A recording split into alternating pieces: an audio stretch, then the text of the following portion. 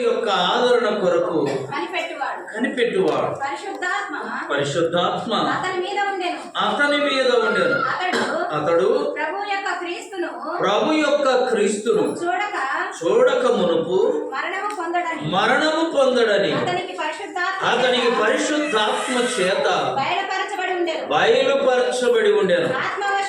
ఆత్మవశుడై అతడు దేవాలయములోనికి వచ్చాను. అంతటా ధర్మశాస్త్ర పద్ధతి చొప్పున ఆయన విషయమై జరిగించుటకు తల్లిదండ్రులు శిశువైన యేసును దేవాలయంలోనికి తీసుకుని వచ్చినప్పుడు అతడు తన చేతులలో ఆయనను ఎత్తుకొని దేవుని స్తుతించుచు ఇట్లా నేను ఇప్పుడు ఈ మాట చొప్పున సమాధానముతో నీ దాసుని పోనిచుచున్న అన్యజనులకు నిన్ను బయలుపరచుటకు వెలుగుగాను నీ ప్రజలైన ఇశ్రాయేలుకు మహిమగాను నీవు సకల ప్రజల ఎదుట సిద్ధపరిచిన నీ రక్షణ నేను కన్నులారా చూచితిని. దేవుడి వాక్యము ద్వారా మనందరితో మాట్లాడి తృప్తిపరచునుగాక. బైబిల్లో సుమయోను అని ఒక భక్తుడు ఉన్నాడు. సుమయోను. ఈ సుమయోను చాలా కాలం నుండి యేసు ప్రభు కొరకు కనిపెట్టి ఉన్నాడు. యేసు ప్రభు వారు ఎప్పుడు జన్మిస్తాడా చూడాలని కనిపెట్టుకొని ఉండి ప్రార్థిస్తూ ఉంటే అతని గురించి 2 మాటలు వ్రాయబడ్డాయి. చూడండి, 25వ వచనంలో అతడు నీతిమంతుడును, రెండో మాట భక్తిపరుడు, ఇశ్రాయేలు యొక్క ఆదరణ కొరకు కనిపెట్టాడు. నీతిమంతుడు, భక్తిపరుడు, మూడో మాట ఇతరుల రక్షణ కొరకు కనిపెట్టాడు. ఇతరుల ఆదరణ కొరకు కనిపెట్టాడు. చూడండి, ఒక వ్యక్తి గొప్ప భక్తిపరుడు ఎప్పుడవుతాడంటే తన కొరకే కాకుండా, ఈ మాట జాగ్రత్తగా లేదు, తన కొరకే కాకుండా ఇతరుల కొరకు కూడా ప్రార్థించే వ్యక్తిగా ఉండాలి. ఆమె ఎలా ఉండాలి? తన కొరకు ప్రార్థన చేసుకుంటాం. ఎలా ముందు మనం తింటే కానీ ఇతరులకు పెట్టాం. ఇది అందరికీ తెలిసిన సత్యం. ప్రార్థన కూడా ముందు మన కొరకు చేసుకుంటాం. అసలైన భక్తి ఏంటంటే మన కొరకు చేసుకునే ప్రార్థన కాదు, ఇతరుల కొరకు ప్రార్థన చేయాలి. కొంతమంది చూడండి, స్త్రీలలో కొంచెమే ఉంటుంది అనుకో ఆహారం, ఆ కొంచెం ఇతరులకు పెట్టి నీళ్లు తాగుండే వాళ్ళు ఉన్నారు. ఆమె ఉన్నారు. ఇలాంటి కొంచెమే ఉంది, ఎక్కువ ఉంటే వేసేవాళ్ళం, ఇతరులకు పెట్టేవాళ్ళం. కొద్దిగా ఎట్లా పెడతాం అనేవాళ్ళు ఎక్కువ మంది ఉంటారు. కొంచెం ఉన్నా ఆ కొంచెమైనా సరే ఇతరులకు పెడితేనే తృప్తి, కొంతమందికి ఇతరులకు పెడితేనే సంతోషం, ఇతరులకు అది ఇస్తేనే వాళ్ళకి ఆనందం. చూసారా, కొంతమంది స్త్రీలు అలా ఉంటారు. అది నిజమైన భక్తి. ఆమె గొప్ప దైవజనుడి దగ్గరికి ఒక అతను వచ్చాయా, నాకు రాత్రి నుండి కడుపు నొప్పి వస్తూ ఉంది, పొట్టన వస్తూ ఉంది, ప్రార్థన చేయ అన్నాడు. వెంటనే ఏం చేయాలి దైవజనుడు?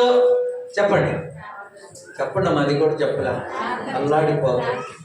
ప్రార్థన చేయమంటే ఆయన ఏం చేయాలి?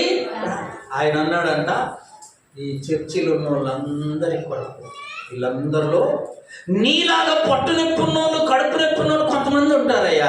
నువ్వు ఆ మూలకెళ్ళి కూర్చొని ఈ చర్చిలో ఉన్న వాళ్ళందరిలో ఎవరికి కడుపు నొప్పి ఉందో ప్రభువా వాళ్ళందరినీ బాగు చేయమని ప్రార్థన చేయమన్నాడు. ఇతను వచ్చింది దేనివల్ల?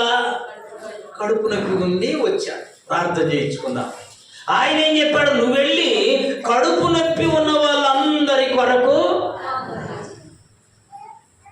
ఏంది పాస్టర్ మైండ్ లేదే, నేను వచ్చిందే పొట్ట నొప్పి అయితే నీ పొట్ట నొప్పి వాళ్ళ కోసం నేనేనా అనుకుంటూ సరే నేను వెళ్ళి మూలన కూర్చొని, ప్రభువా ఈ మందిరంలో ఉన్న వాళ్ళల్లో ఎవరికైనా అనారోగ్యం ఉంటే పొట్ట నొప్పి ఉంటే వాళ్ళందరినీ స్వస్థపరచయ్యా అని ప్రార్థన చేయడం మొదలు పెట్టగానే ఈడుకున్న పొట్ట నొప్పి తగ్గిపోయింది. చప్పట్లు కొట్టి ప్రభుత్వం గుర్తుపెట్టుకోండి, ముఖ్యంగా స్త్రీలు అంత ఉందనుకో నీ ఇంట్లో ఆహారం, అంత పెట్టు, నీకేం నష్టం కలగదు.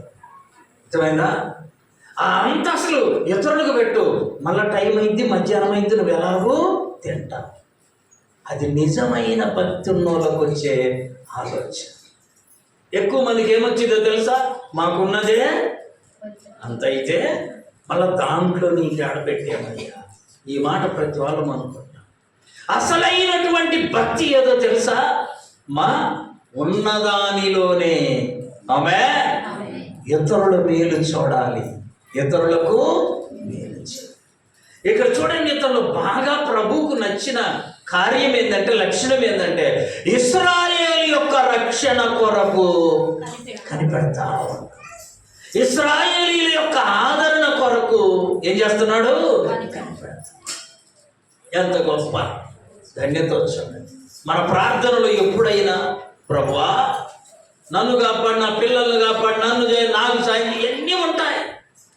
పలానా వాళ్ళ కొరకు ఇబ్బందుల్లో ఉన్నారయ్యా, వాళ్ళ కొరకు ప్రార్థన చేస్తున్నానని నువ్వు ఎప్పుడన్నా చేసావా? ఇంకా కాస్త ఇబ్బందులు ఉంటే బాగుండు అనుకుంటావు, కానీ వారి కొరకు నువ్వేం చేయాలి?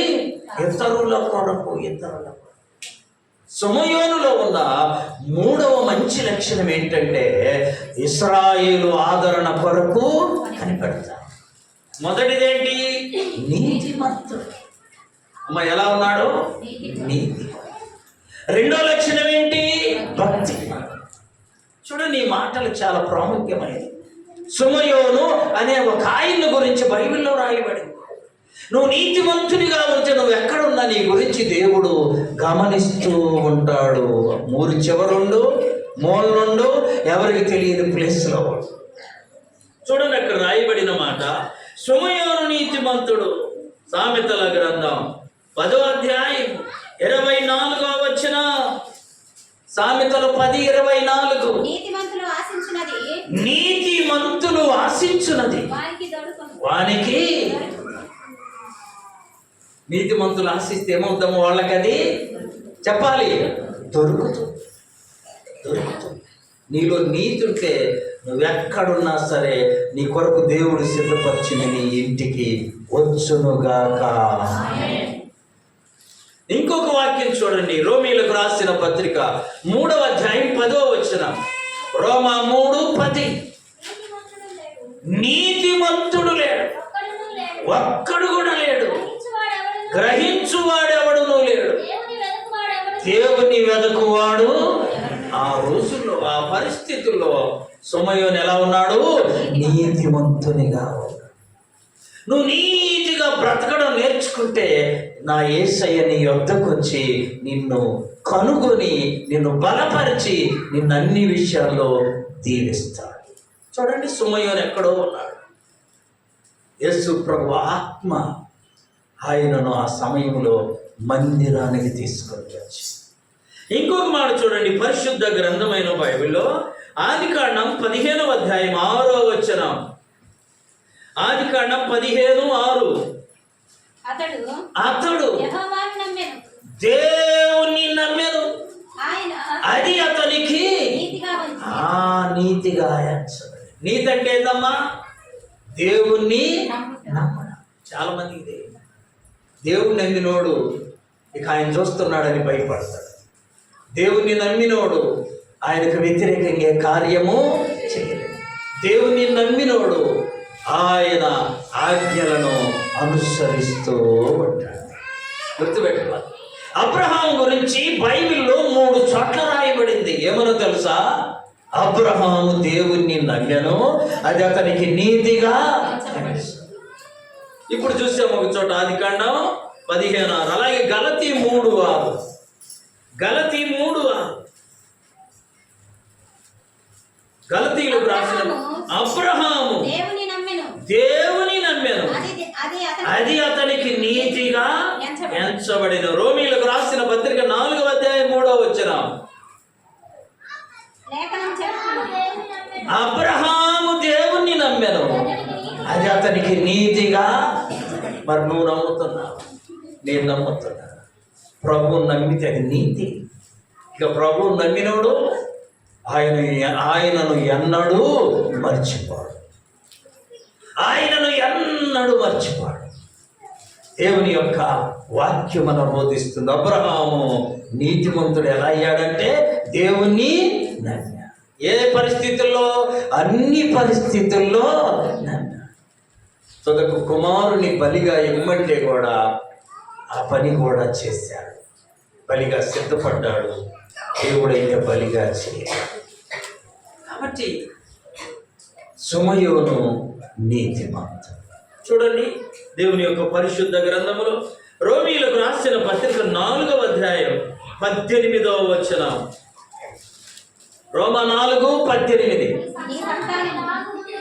నీ సంతానము ఇలాగ ఉండునని తాను అనేక జనములకు తండ్రి అగునట్లు నిరీక్షణకు ఆధారము లేనప్పుడు అతడు నిరీక్షణ కలిగి నమ్మాడు, విశ్వసించాడు.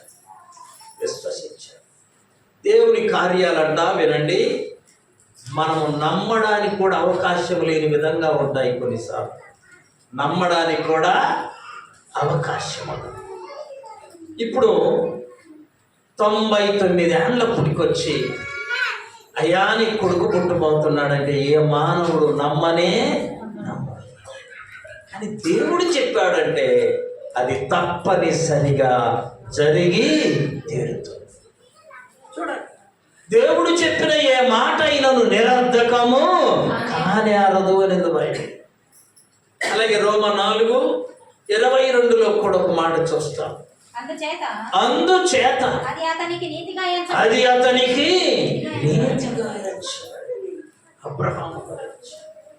రెండో మాట చూడండి, సుమయోను గురించి రాయబడిన మాట భక్తిపరుడు. ఎలాంటి వాడు? భక్తిని గురించి చూడండి. కీర్తనలు 32:6వ చరణం. కీర్తనలు 32:6వ చరణం.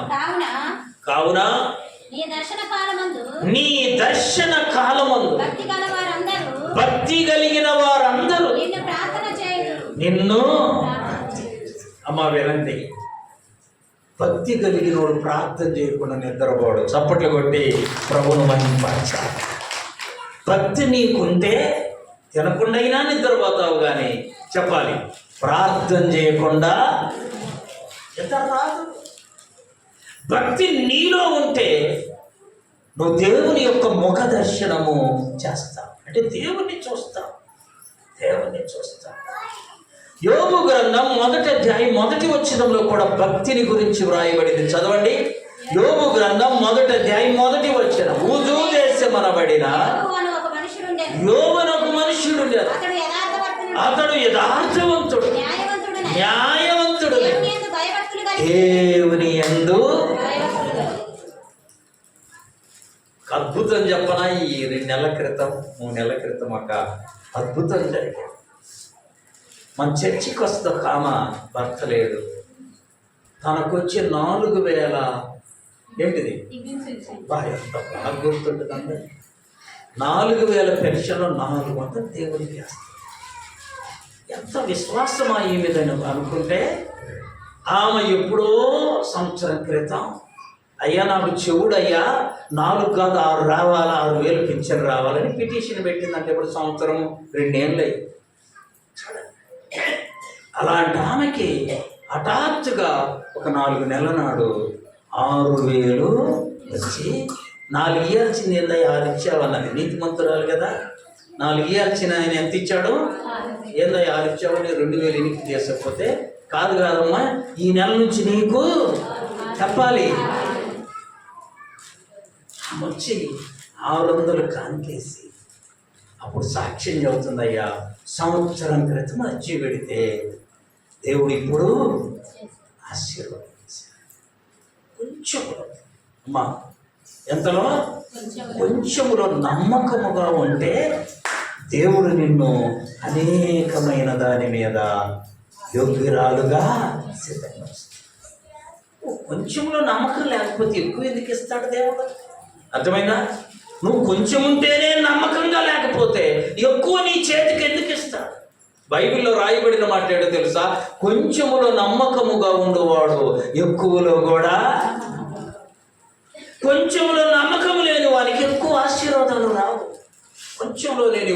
నిరూపించుకోవాలి. 4 ఇయ్యాల్సిన వాడు 6 ఇస్తే మళ్ళీ ఎనికి తీసుకుపోతామా మనము? చెప్పండి, ఎవరైనా ఉన్నారా? వాడు వచ్చి మళ్ళీ అడిగినా, అయ్యా ఏమ్మా 6,000 ఇచ్చి నేను ఎప్పుడా మాకు 4 ఇచ్చావు, 6 ఇచ్చావు. ఆమె ఏం చేసింది? 2,000 తీసుకుని వెనక్కి వెళ్ళింది. వెళ్ళయ్యా 4 ఇవ్వాలి కానీ 6 ఇచ్చావు, ఈ నెల నుండి నీకు 6,000. చప్పట్లు కొట్టి ప్రభువును మహిమపరచాలి. కొంతమంది అండి కొంచెంలోనే నీతిగా ఉంటారు. నేను ఆ నెల్లూరు దగ్గర ఒక ఊరు వెళ్తే ఆదివారం ప్రార్థన అయిపోయిన తర్వాత సాయంకాలం ఏం చేసింది తెలుసా? కానుకల గురించి సాక్ష్యం చెబుతా సేవకుడు. మందిరములో ఉన్న వృద్ధాప్య పెన్షన్ తీసుకున్న వాళ్ళందరూ దశంభాగం వేస్తున్నారు అని చెప్పారు. ఎంత తగ్గిపోవచ్చు కొంచెములో. అప్పుడు ఇంకా 1,000 రూపాయలు, 500, 200 చూడండి. దాంట్లోనే వాళ్ళు ఏం చేసేవాళ్ళంటే దేవుని అది భక్తి. రోజంతా కష్టపడతాం, సాయంకాలం ప్రార్థన కూర్చుంటాం. మా ఒకటే ఆవలింతలు, ఒకటే ముడుచుకోవడం, ఒకటే కోడి నిద్రపోవడం. అదే తినే దగ్గర పోతావా పోనే, అదే డబ్బులు తీసుకునే దగ్గర నిద్రపోతావా పోనే. ఏది భక్తి? అన్నీ ఉన్నా లేకపోయినా సాయంకాలం ప్రభువును స్తుతించగలిగేది నిజమైన భక్తి. యోబు వేకువజామున లేచి, అరుణోదయమున లేచి అందరి కొరకు ఏం చేసేవాడంట? అది నిజమైన భక్తి. ప్రార్థన చేయకుండా నువ్వు నేను పడక మీదికి చేరకూడదు. అది నిజమైన భక్తి. ఇంకా చూడండి, దేవుని యొక్క పరిశుద్ధ గ్రంథంలో పేతురు రాసిన 2వ పత్రిక 3వ అధ్యాయం 12వ వచనం. పేతురు రాసిన 2వ పత్రిక 3:12. ఇవన్నీ ఇట్లు లయమైపోయినవి గాక, ఆకాశము రగులుకొని లయమైపోవునట్టు పంచభూతములు మహావేంద్రముతో కరిగిపోవునట్టు దేవుని యొక్క రాకడ కొరకు కనిపెట్టుచు దానిని ఆశతో అపేక్షించుచు మీరు పరిశుద్ధమైన ప్రవర్తనతోనూ దేనితో? భక్తితోనూ ఎంతో జాగ్రత్త కలిగిన వారమై. ఈ కనబడేవన్నీ అంట లయమైపోతాయంట. భూమి ఆకాశము అందులోని సమస్తము లయమైపోతాయి. నువ్వంట ఎంతో భయముతో, ఎంతో జాగ్రత్తతో, ఎంతో భక్తితో కనిపెట్టుకొని ఉండాలి. అది నిజమైన భక్తి. దేవునికి మహిమ కలుగునుగాక. చూడండి, తర్వాత మాట తిమోతికి రాసిన 2వ పత్రిక 3వ అధ్యాయం 5వ వచనం. Timothy 2 Timothy 3:5. పైకి చెప్పాలి, పైకి భక్తి కలిగిన వారై ఉండి దాని శక్తి తెలియదు. కొంతమంది శక్తి పైకి ఎట్లున్నారు? భక్తి కలిగిన వారిలాగా ఉంది, దానిని శక్తిని ఆశ్రయించలేవా. పైకి భక్తి కాదండి, లోపల కూడా మనలని భక్తి ఆవరించి ఉండునుగాక. దానియేలు గ్రంథం 6వ అధ్యాయం 23వ వచనం. దానియేలు గ్రంథం 6:23. అందరూ తీసి చదవాలి. రాజు ఇందును గూర్చి అతి సంతోషభరితుడై దానియేలును గుహలో నుండి పైకి తీయుడని అజ్ఞయ్యగా బంట్రోతులు దానియేలును బయటికి తీసి అతడు తన దేవుని యందు ఏం గలవాడై ఉన్నాడు? భక్తి గలవాడైనందున అతనికి సింహాలు ఏ హాని. భక్తి కలిగి ఉండాలి ప్రియులారా. భక్తి శక్తితో కూడినదై ఉండాలి. ఆమె ఈ శర్మ డాక్టర్ గారు తెలుసు కదా, ఆయన దగ్గరికి ఒక ఆమె వెళ్ళి, అయ్యా జ్వరం వచ్చింది 3 రోజుల నుంచి. ఆయన ఎందుకో తెలియకుండా ఒక మాట అడిగాడు, ఏం పేరమ్మ నీకు? నా పేరు మరియమ్మ. మరియమ్మ కదా, జ్వరం వచ్చింది కదా, మరి ప్రార్థన చేస్తే మీ యేసు ప్రభు తీసేయలేదా అన్నాడు. జ్వరం ఎట్ట తీసేస్తాడయ్యా? ఇంకేం తీసేస్తాడు మరి? చూసారా, ఆయన నాతో అన్నాడయ్యా, అందరికీ భక్తి లేనే, కొద్దిమందికి మీ ఎల్లో భక్తి. ఎందుకన్నారు సార్ ఆ మాట అంటే? మరియమ్మ వచ్చిందయ్యా. ఎవరు? మరియమ్మ. జ్వరం 3 రోజుల నుంచి అంటే మరి ప్రార్థన చేస్తే మీ యేసు ప్రభు తీసేయలేదు అని అంటే, జ్వరం ఎట్ట తీసేస్తాడయ్యా? నువ్వు తీసేస్తావయ్యా. ఇది ఆమె నమ్మకం. చిన్న పాయింట్ మిస్ అయిపోయింది. చిన్న పాయింట్ కదా, జ్వరం ఎందుకు మీ ప్రభు తీసేస్తాడయ్యా? ప్రార్థన చేశానయ్యా, కానీ కొన్నిసార్లు దేవుడు పరీక్ష ఏదో చెప్పాలి, కానీ దేవుడు ఎట్ట తీసేస్తాడయ్యా? నువ్వు కదా, నువ్వు ఆయన, నీకు దేవుడు. అంటే భక్తిలో ఎంత బలహీనంగా ఉందో చూడండి. భక్తిలో బలహీనత. ఇక్కడ దానియేలు భక్తిలో బలము కలిగి ఉన్నాడు. ఆమె ఎలాంటి బలమో తెలుసా? సింహాలు ఆయన ముందు నోరు మూసుకొని మౌనంగా ఉన్నాడు. రాజు వచ్చి చెబుతున్నాడు, దానియేలులో ఏముందంట? భక్తి పరుడు. దానియేలు. ఇక్కడ సమూయేలు గురించి రాయబడిన 2వ మాట భక్తి పరుడు.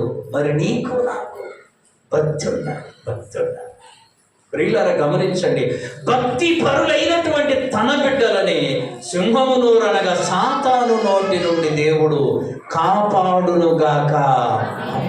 చూడండి, 3వ మాట దేవుని యొక్క పరిశుద్ధ గ్రంథంలో వ్రాయబడి ఉంది, ఆత్మవశుడై దేవాలయమునకు వచ్చి. లూకాసు వార్త 2వ అధ్యాయం 26వ వచనం. అతడు ప్రభు యొక్క క్రీస్తును చూడక మునుపు మరణము పొందడని అతనికి పరిశుద్ధాత్మ చేత బయలుపరచబడి ఉండేది. ఆత్మవశుడై అతడు దేవాలయమునకు వచ్చిన. ఒక రాత్రి 2 గంటలు చెప్పే ఈ ఒక్క మాట. అమ్మా, ఈ ఒక్క మాట గురించి దేవుడు ఒక చోట నాదో 2 గంటలు వర్తమానం చెప్పి, ఏమి కలిగి వచ్చాడు మందిరానికి? ఆత్మవశుడై దేవాలయమునకు వచ్చాడు. నువ్వు నేను మందిరానికి వచ్చేటప్పుడు మనలో ఏముండాలో తెలుసా? ఆత్మను కలిగిన వారమై మందిరానికి వెళ్ళాలి. అప్పుడు వాక్యంలోని ప్రతి మాట నీలో పనిచేస్తాడు. వాక్యము చెప్పే ప్రతి మాట నీలో కార్యం చేస్తాడు. వాక్యం వింటుంటే నీలో ఉన్న ఆత్మ నిన్ను ఏం చేస్తుంది తెలుసా? పురికొల్పుద్ది, బలపరుస్తుంది, లేవనెత్తుద్ది, నిన్ను ఆయన కొరకు సాక్షిగా నిలువబెట్టు. ఇక్కడికి వచ్చామంటే నీలో ఏముండాలో తెలుసా? ఆత్మవశుడవై రావాలి. అలా జీవితం వచ్చా, పనికిరాదు నీ భక్తి. పాస్టర్ ఏమని అనుకుంటాడని వచ్చా, పనికిరాదు నీ భక్తి. దేవుని ఫలానోళ్ళని కనపడతారు మందిరానికి వచ్చని వచ్చా, పనికి రాదు నీ భక్తి. నువ్వు ఆత్మవశుడవై ఇక్కడికి రావాలి. ఆ ఆత్మ నిన్ను బాగా బలపరిచింది. ఆమె పిండి ఉంటేనే ఏమవుద్ది? రొట్టె. చెప్పాలి, పిండి ఉంటే. పిండి లేకుండా వడ్డీ చెయ్యి బిస్కెట్ రొట్టె అయిద్దమ్మా? చెప్పండి, సాధ్యము. నీలో నాలో ఆత్మ ఉండాలి. ఆత్మతో ఆశ కలిగి ఇక్కడికి. ఈరోజు ప్రభు ఏం మాట్లాడతాడు? నా గురించి మాట్లాడితే బాగుండు, నా గురించి ప్రభు నన్ను హెచ్చరిస్తే బాగుండు, ప్రభు నా విషయం బయలుపరిస్తే బాగుండు. గుర్తుపెట్టుకోవాలి, ఒక దైవ భయం ఉన్న వ్యక్తికి దేవుని భయం లేని భార్య అయింది. ఎన్ని దేవుడు చేసే కార్యాలు. దేవుని భయం ఉన్నోడికి చెప్పాలి, దేవుని భయము లేనామా? చెప్పండి అమ్మా, భార్య. ఆదివారం వస్తే మేము సినిమా కంటది, ఏనేమో చెప్పాలి, మందిరా. 2-3 వారాలు భద్రంగా పట్టుకొచ్చాడు. 4వ వారం సాధ్యం కాలే. ఎందుకని? అమ్మా, ఆమె దయ లేకపోతే గుడ్డు లేదు, బెడ్డు లేదు కదా, ఇంకెట్లా కుదరదు కదా. ఏం చేయలేక సినిమాకి వెళ్ళాడు. ఆమెను తీసుకొని సినిమాకి వెళ్ళాడు.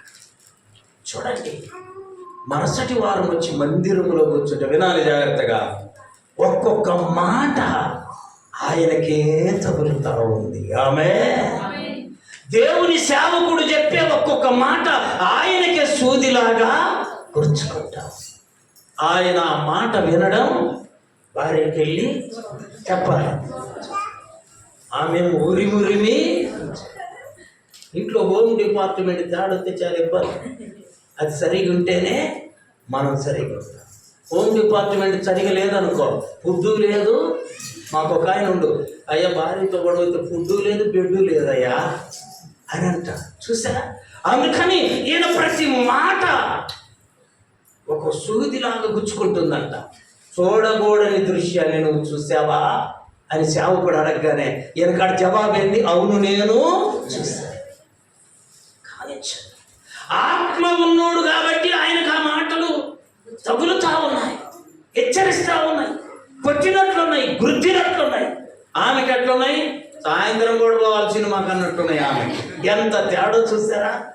అందుకని సమయాన్ని ఏం కలిగి వచ్చాడు మందిరానికి చెప్పాలి? దేవుని ఆత్మ కలిగి వచ్చాడు. ప్రతి మాట విలువైందే, ప్రతి వాక్యము విలువైందే. ప్రతి దేవుని యొక్క జీవం కలిగిన మాట ఆ వ్యక్తిని కొడతా ఉంటుంది, తట్టుతా ఉంటుంది, హెచ్చరిస్తూ.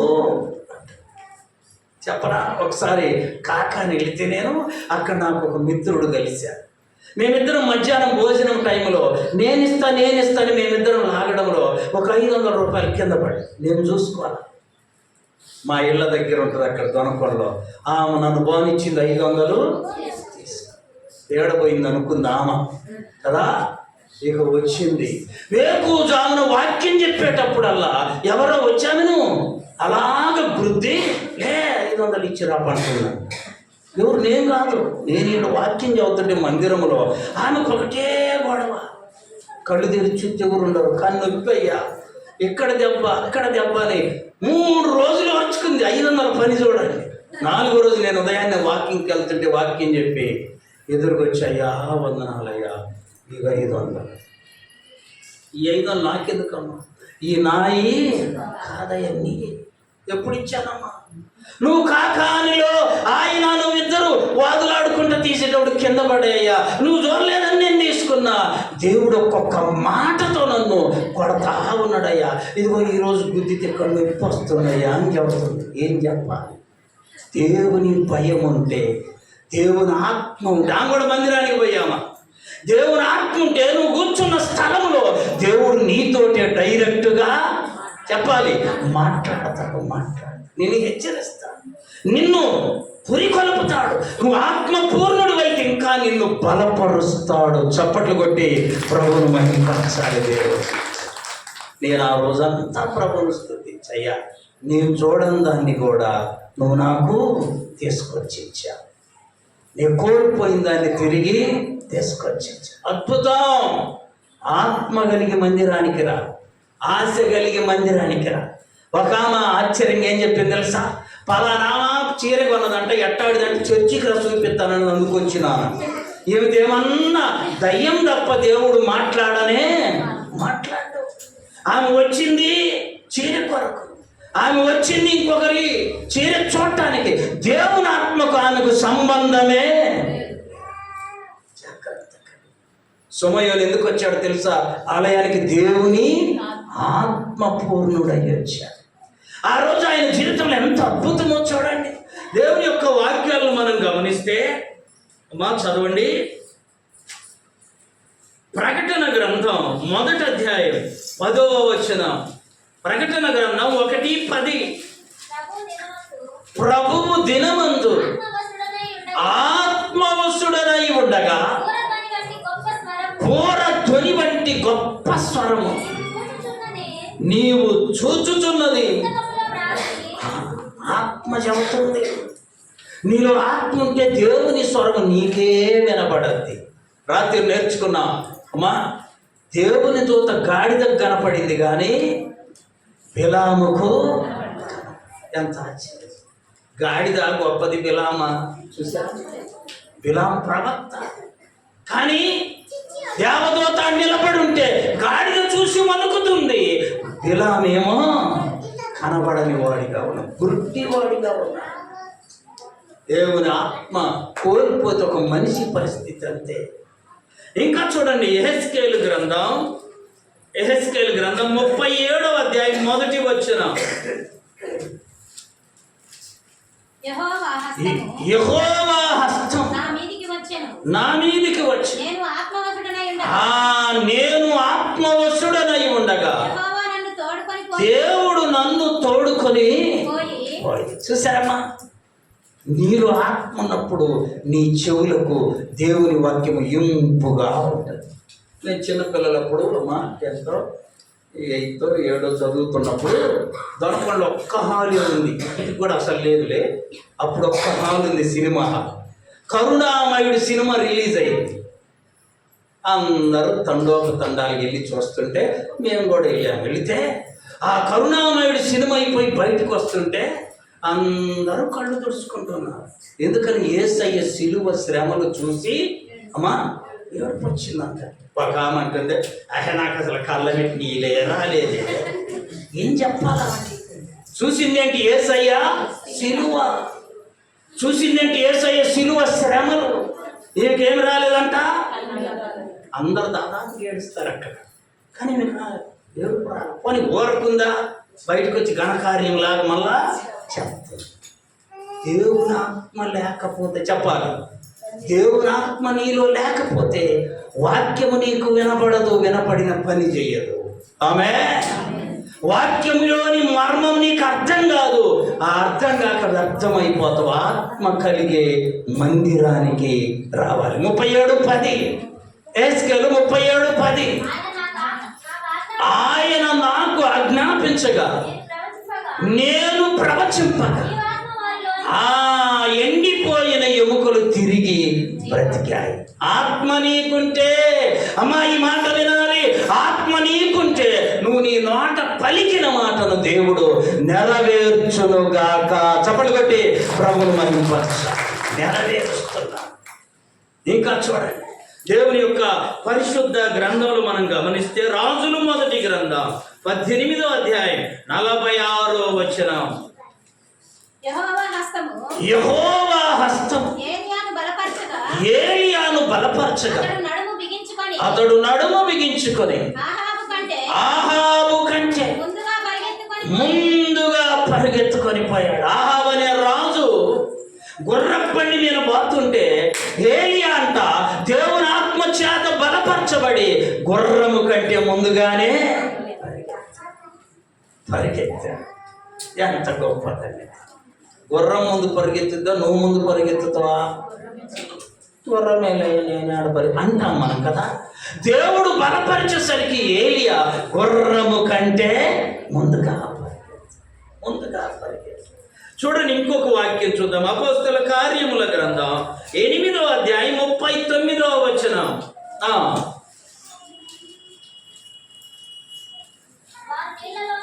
వారు నీళ్లలో నుండి వెడలి వచ్చినప్పుడు ప్రభు యొక్క ఆత్మ ఫిలిప్పును కొనిపోయినట్టు తీసుకొని,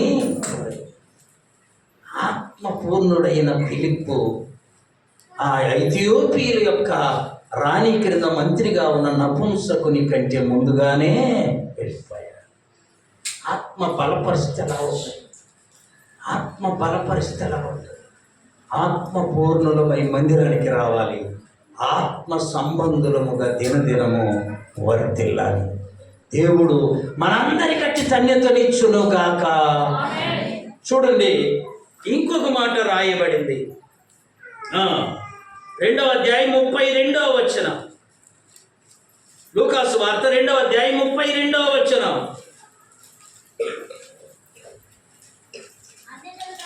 అన్య జనులకు నిన్ను బయలుపరచుటకు వెలుగుగాను నీ ప్రజలైన ఇశ్రాయేలీయులకు మహిమగా నీవు సకల ప్రజల ఎదుట సిద్ధపరిచిన నీ రక్షణ నేను కన్నులారా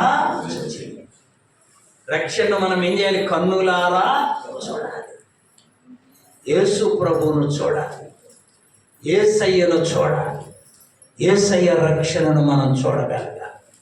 ఇక చూడండి, వాక్యంలో మనం గమనిస్తే లూకా సువార్త 19వ అధ్యాయం 9వ వచనం. లూకా 19:9. ఎందుకనగా నేడు ఈ ఇంటికి ఏమొచ్చింది?